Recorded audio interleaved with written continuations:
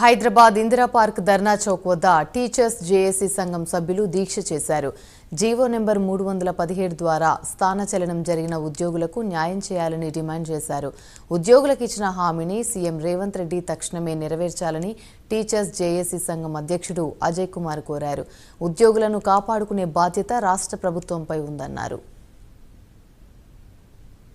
తలపెట్టినటువంటి ధర్నా విజయవంతమైంది. ఇప్పటి వరకు కనీ విని ఎరుగని రీతిలో వచ్చిన ప్రతి ఒక్కరికి పాదాభివందనాలు తెలియజేసుకుంటూ మేము రోజు నరక యాతన పడుతూ 100 కిలోమీటర్లు ప్రయాణం చేసి ఇవాళ మా ముసలి తల్లిదండ్రులను, ఇవాళ మా పిల్లలను,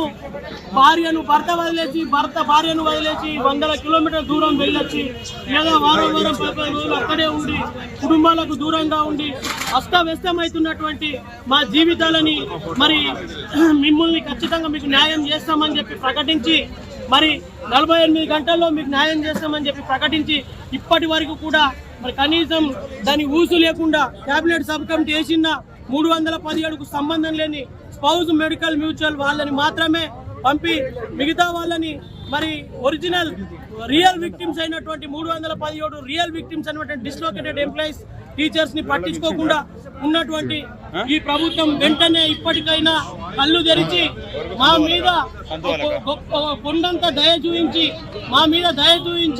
మమ్మల్ని తిరిగి మా జిల్లాలకు పంపి మీ పిల్ల పాపలకు అందరికి కూడా ఆరోగ్యాలు అష్టైశ్వర్యాలు కలిగే విధంగా మీరు బాగుండాలని చెప్పేసి మేము కోరుకుంటూ ఖచ్చితంగా ఈ సంక్రాంతి మా జీవితాల్లో వెలుగులు నింపాలి.